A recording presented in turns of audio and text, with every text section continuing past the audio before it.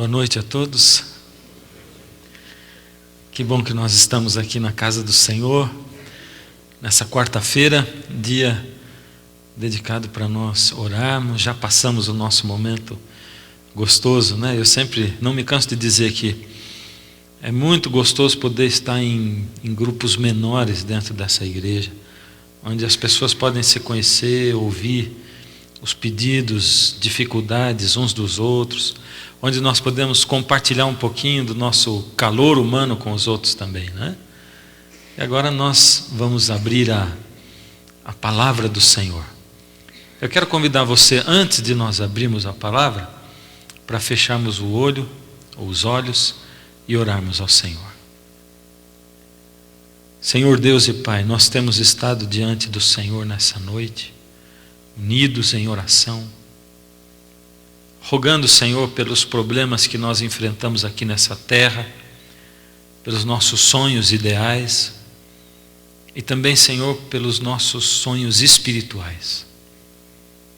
Já temos sentido, Senhor, nessa noite, como é gostoso estar aqui na sua casa, diante da sua presença, ter os seus anjos conosco, nos guardando, nos guiando.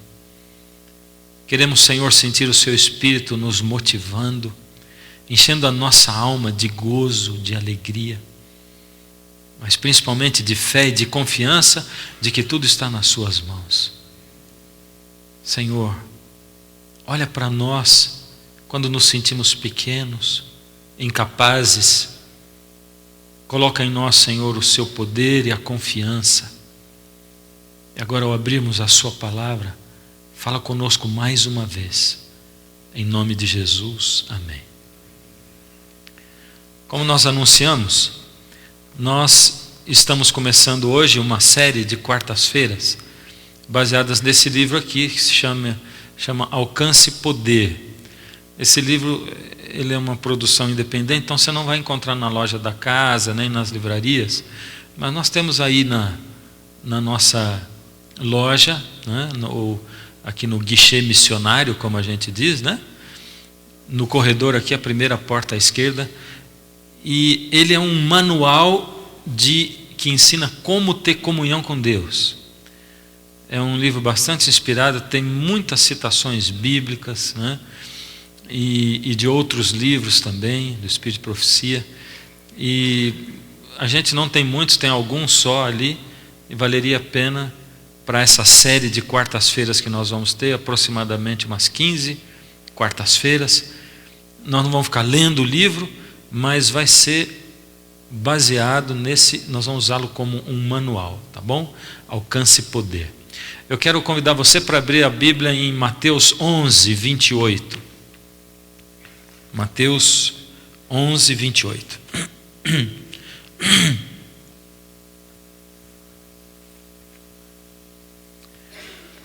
Na minha Bíblia, eu não sei na sua Bíblia como é que está, mas tem um subtítulo antes de começar o texto bíblico. Eu não sei como é que está aí, mas aqui na minha está assim: vinde a mim. Está isso aí também? Ah? Vinde a mim.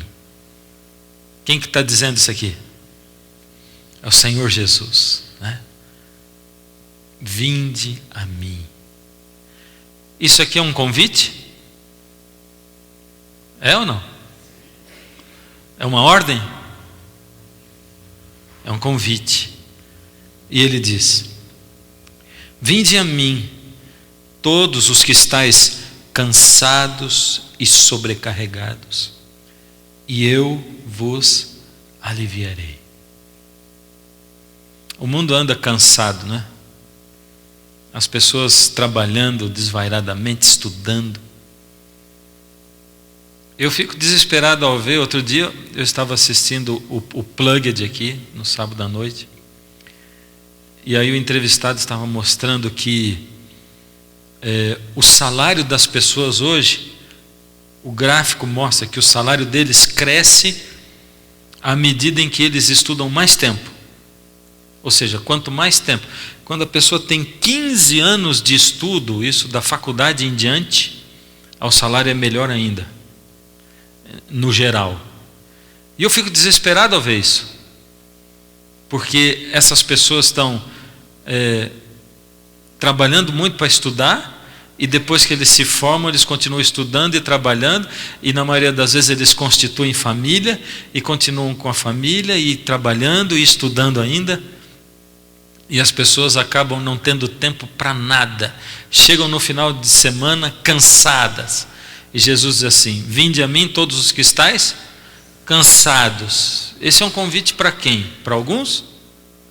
Para todos. Vinde a mim todos que estáis cansados e sobrecarregados. Será que você teria uma outra palavra que seria não é um sinônimo, né, mas que poderia ser usado no lugar disso que Jesus quis dizer para sobrecarregados, que se encaixa muito bem na situação que a gente vive hoje nesse mundo? Mas vocês falaram quase em coro. É exatamente isso. Venham a mim, vocês todos que não têm tempo para nada, estão exaustos de trabalhar, de estudar e que vivem estressados. Venham a mim. E eu vou dar para vocês o quê? Alívio, descanso. A minha grande pergunta é a seguinte: e você que tem vindo a Jesus, tem tido alívio e descanso? Tem tido?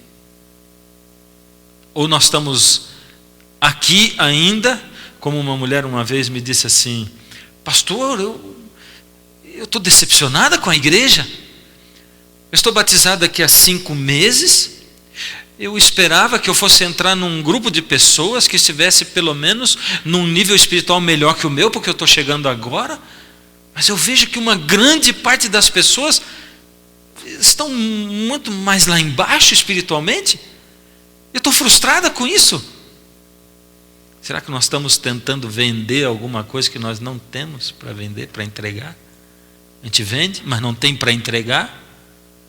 E nós estamos ainda esperando o dia em que nós vamos ser aliviados, em que nós vamos ter o nosso estresse, a nossa canseira aliviada por Jesus, porque nós ainda não descobrimos qual é o caminho para isso. E eu fico pensando, eu prego o evangelho para quê? Para que pregar o evangelho? Me ajudem. Para que eu prego o evangelho? Levar salvação para outras pessoas. E tem gente que se salva nesse mundo sem ter conhecido o evangelho? Tem ou não tem? Tem. Então, para que eu prego o evangelho? Se tem gente que se salva. Todos são salvos pela graça de Jesus, nisso não há dúvida. Todos. Porque se não for a graça do Senhor Jesus, ninguém se salva.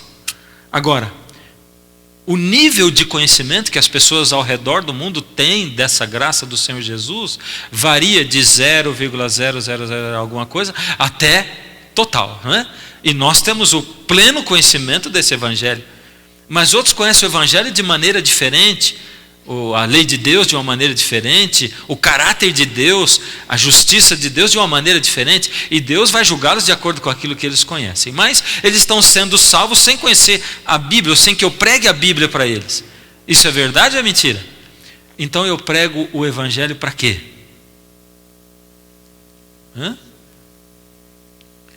Eu prego para que as pessoas sejam mais felizes.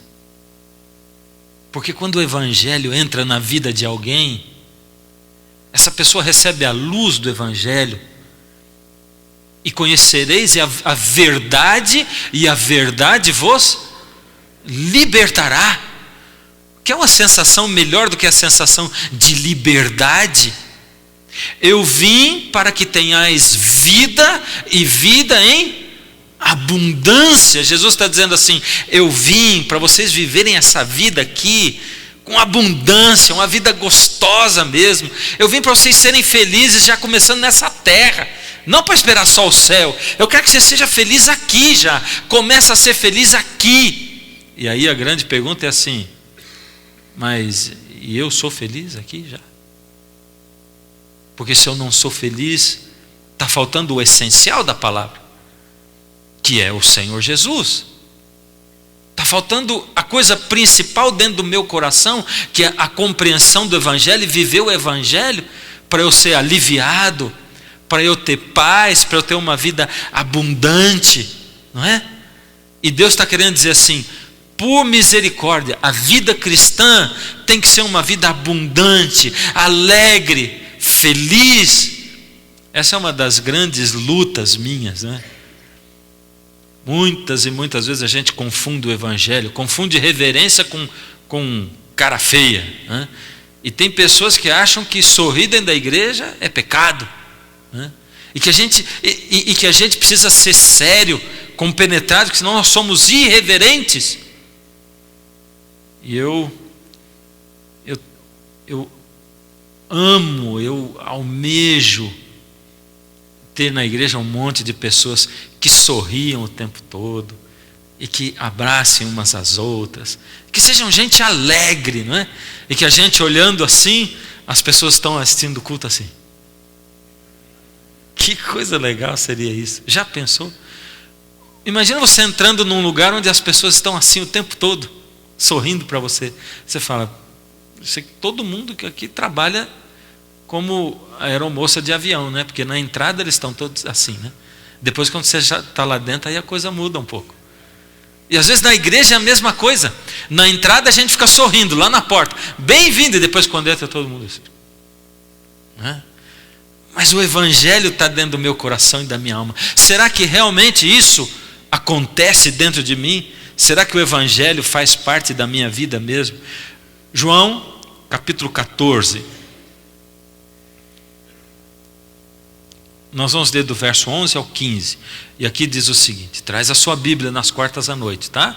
Para a gente poder estudar a Bíblia. Esse livro é um guia de estudo da Bíblia. E o que eu estou passando aqui é aquilo que eu compreendi de lá. Por isso, se você for ler o livro, você vai ter outras ideias diferentes das minhas ainda, tá? Agora veja, verso 11 em diante. Crede-me que estou no Pai e o Pai em mim. Crede ao menos por causa das mesmas obras. Quem está dizendo isso? Vamos lá, igreja, vamos conversar. Quem está falando? Para quem? Ali, naquele momento, ele está falando para os discípulos. É o Senhor Jesus falando para os discípulos. Não vamos esquecer que esse aqui foi o último discurso de Jesus. Ele tinha acabado de tomar a ceia com os discípulos. Judas saiu para traí-lo. Jesus foi dizer as últimas palavras. E ele está naquele momento preparando os discípulos. Ele tinha andado com os discípulos 3 anos e meio, pregando, fazendo milagres. E mesmo depois de 3 anos e meio vivendo na presença de Jesus, Jesus tem que fazer um apelo para eles, dizendo: por favor, acreditem em mim, que eu estou no Pai e que o Pai está em mim. Mas eles já não acreditavam naquilo? Eles diziam que acreditavam, eles andavam com Jesus, seguiam Jesus, mas Jesus teve que fazer o apelo. Por favor, acreditem de fato, vivam como quem acredita, pelo menos pelas mesmas obras. Agora que eu tenho uma pergunta capciosa para fazer para vocês: de que obras ele está falando aqui? Acreditem que o Pai está em mim, que eu estou no Pai, pelo menos pelas mesmas obras. De que obras ele estava falando? Dos milagres? Sim ou não? Você está em dúvida. Ele está falando dos milagres que ele fazia? Sim ou não? Você está em dúvida. Ou ele estava falando da vida dele, do testemunho dele? Dos milagres? Dos testemunhos? Ele estava falando dos dois. Das duas coisas. Ele estava falando dos milagres que ele fazia, que eram sinais de que ele era o Deus feito homem. E ele estava falando do testemunho de vida, da maneira como ele vivia. Quer ver? Isso aqui vai começar a ficar mais claro. Olha como ele diz no verso 12: em verdade vos digo, que aquele que crê em mim fará também as obras que eu faço, e outras maiores fará, porque eu vou para junto do Pai. Opa, agora ele falou a palavra obras de novo. Ele está falando do quê? Quem crê em mim vai fazer os mesmos milagres que eu faço? Sim ou não? Sim. Porque se ele estava falando dos dois, mas ele está falando que quem crê em mim também vai fazer o quê? vai viver como eu vivo, vai ser como eu sou. É uma promessa que ele faz. Ele diz assim: quem crê em mim vai fazer os mesmos milagres, porque vai viver como eu vivo, vai ser como eu sou.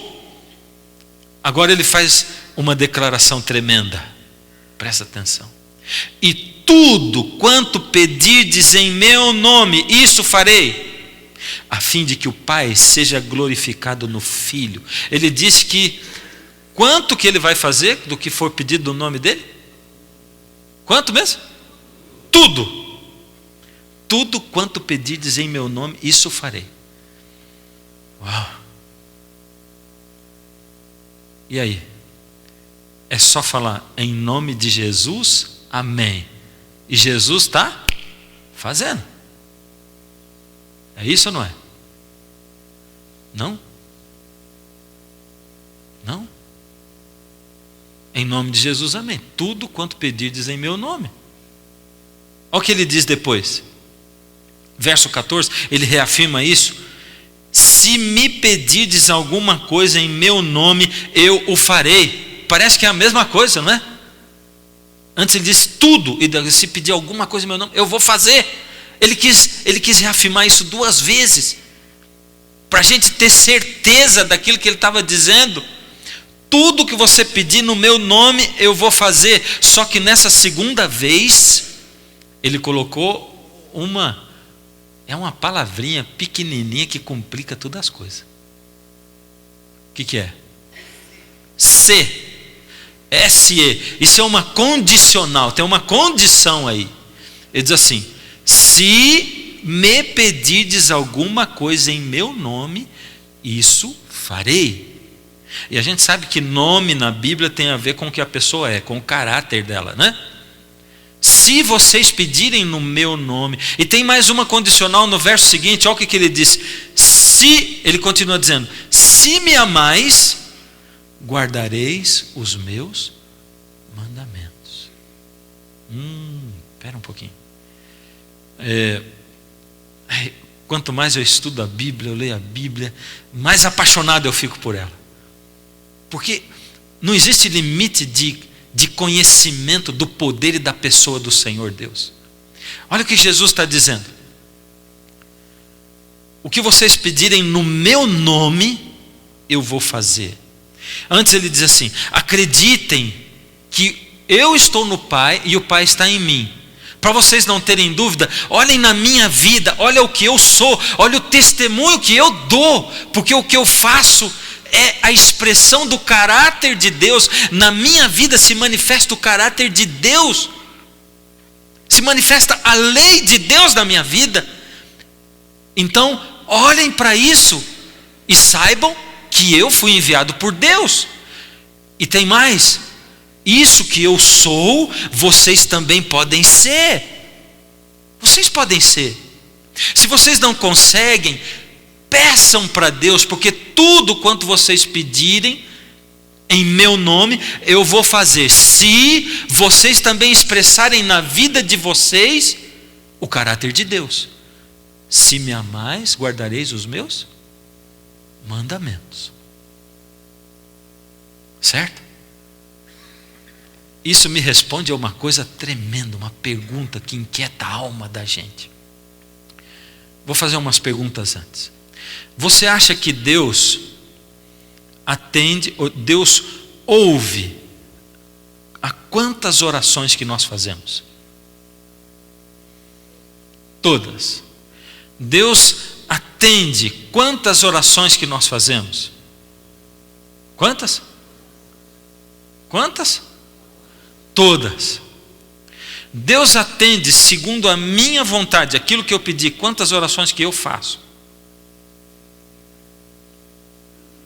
Quantificar isso aí fica mais complicado, né? Mas Jesus já disse aqui o quanto. Algumas pessoas têm a ideia de que fé é uma força de vontade tão grande que eu desenvolvo, capaz de mover a vontade de Deus para que Deus faça aquilo que eu peço. Jesus aqui está dizendo outra coisa. Jesus está dizendo aqui que fé é aquela coisa que move a minha vida tanto e que promove uma transformação tão grande no meu coração e na minha alma, que começa a me fazer ficar parecido com Deus e que o meu caráter fique parecido com o dele. Por isso, a minha vontade vai se tornando parecida com a vontade de Deus. E quando eu peço para Deus que seja feito de acordo com a vontade dele, a minha vontade já está parecida com a dele.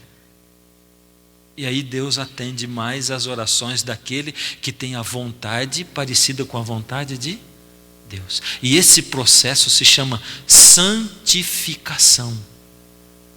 E ele leva quanto tempo mesmo? Ele leva a vida inteira. Ele leva a vida inteira. Mas, na verdade, a santificação é: eu me separo para Deus, e Deus vai me transformando a minha vontade, e a minha vontade vai ficando parecida com a vontade de Deus. Alguma vez você já se sentiu assim, incomodado de ter que orar em alguma situação? Já se sentiu incomodado? Veja, não é impelido a orar, mas é incomodado. Ora aqui para nós, você se sentiu incômodo. Já se sentiu assim? Pense assim, dentro de uma casa de família e tal, e você foi fazer uma visita especificamente a alguém, e tem alguém da família ali, e antes disseram assim: olha, poxa, está aí nessa situação, está meio doente, mas olha, fuma, bebe, e vai nas noitadas e tudo, e está aí, né, tem um problema de saúde, ora por ele aí, para ele sarar. E na mesma hora na cabeça da gente vem o quê? Puxa vida, mas eu vou orar para Deus, mas Ele também pode fazer alguma coisa. Muitas dessas coisas Deus não precisa agir, Deus não vai fazer aquilo que nós podemos fazer. Se Ele primeiro largar o cigarro, se Ele largar a bebida, se Ele colocar algumas regras, as coisas já vão melhorar sim. Algumas vezes a gente se sente assim, incomodado de fazer oração.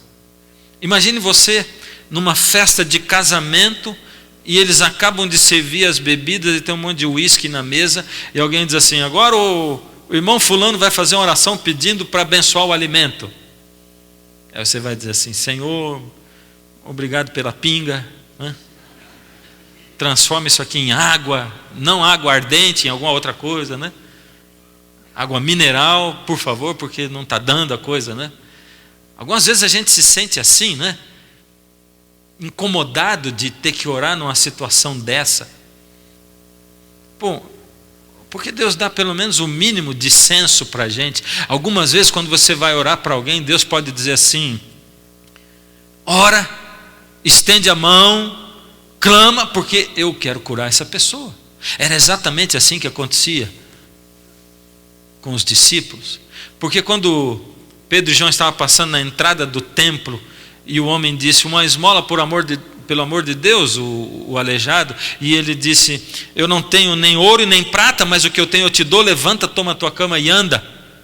Isso não foi da simples vontade de Pedro para dizer aquilo para ele. Deus tocou no coração dele e o impeliu, o compeliu a dizer aquelas palavras. Deus disse: profere a bênção, manda ele levantar, porque eu vou fazer com que ele se levante, eu quero operar esse milagre, por isso fala em nome de Jesus. E ele orando em nome de Jesus, então aquele milagre aconteceu. Era Deus tocando o coração do discípulo. É isso que Jesus está dizendo: quando vocês começam a viver uma vida separada para mim, quando eu toco a vida de vocês, vocês começam a se aproximar de mim, eu vou transformando a vontade de vocês, eu vou fazendo a vontade de vocês ficar parecida com a minha vontade. Você conhece alguém que tem sido transformado? A minha maior tristeza é ver pessoas que vivem ano após ano, entra ano e sai ano, mas elas não parecem estar sendo transformadas. Vivem ainda escravas dos mesmos problemas, defeitos, falta de visão espiritual. E é incrível como é que muitas vezes a gente, um tempo atrás eu estava na casa de uma pessoa, não aqui em Curitiba, num outro lugar.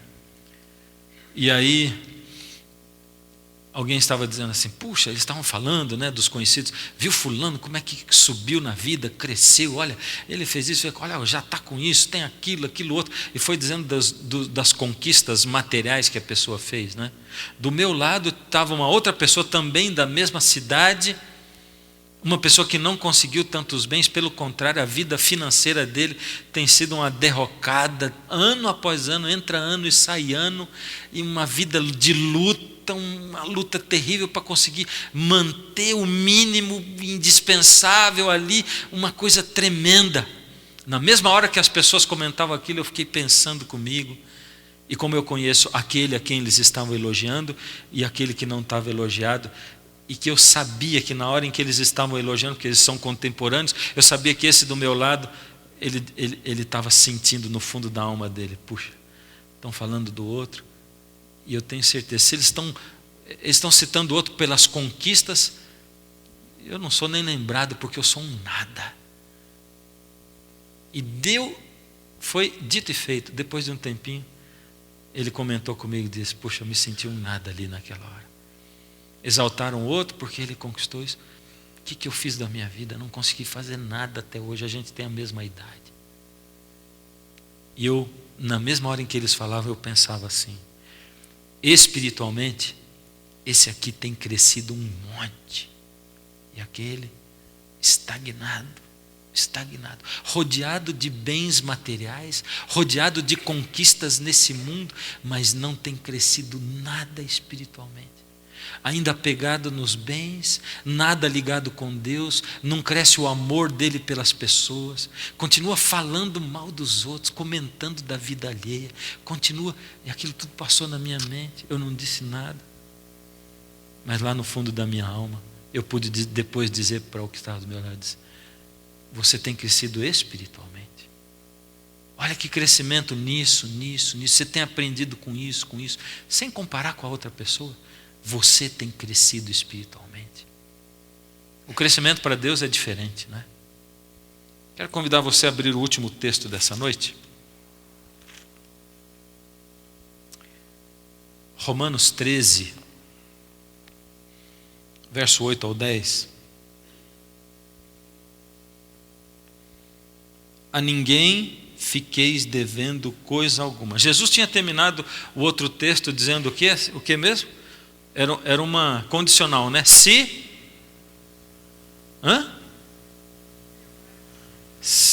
me amais, guardareis os meus mandamentos.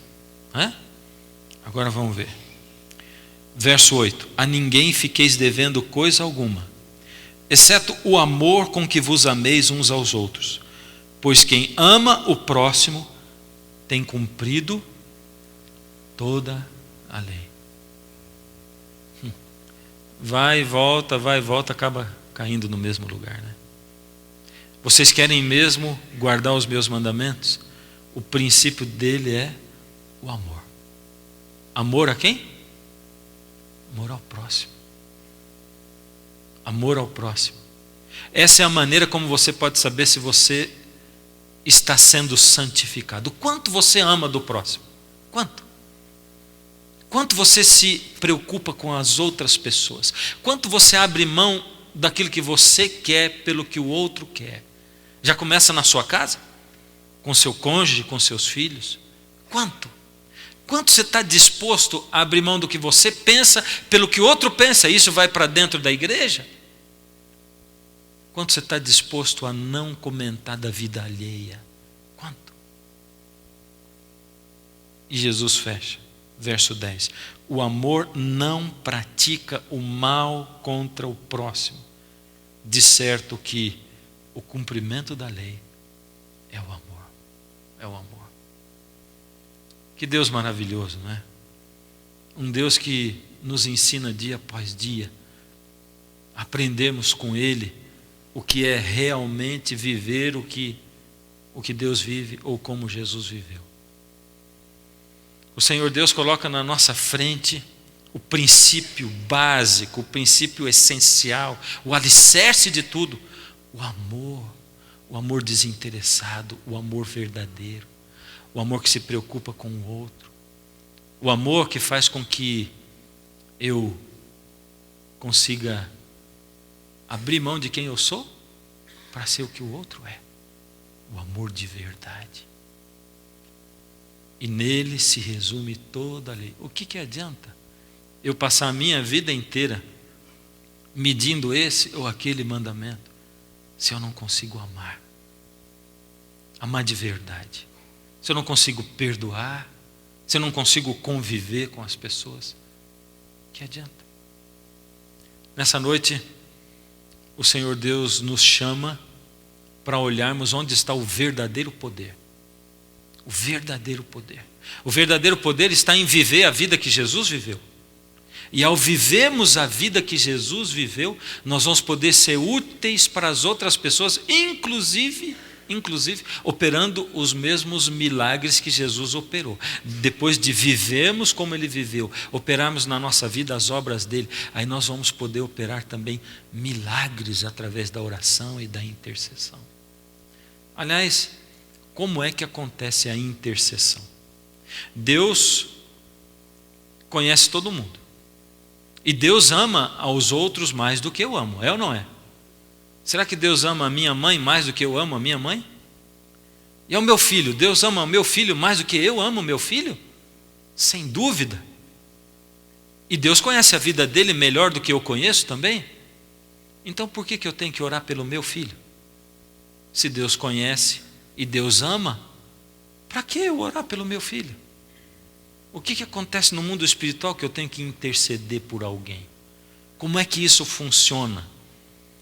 Esse vai ser o nosso assunto da semana que vem, na próxima quarta-feira. Como é que funciona o mundo espiritual? Por que Deus diz assim, intercede por ele, ora por ele? De que maneira Deus age e por que Ele me pede para fazer isso? O Senhor Deus quer operar uma obra muito grande nesse mundo, hoje.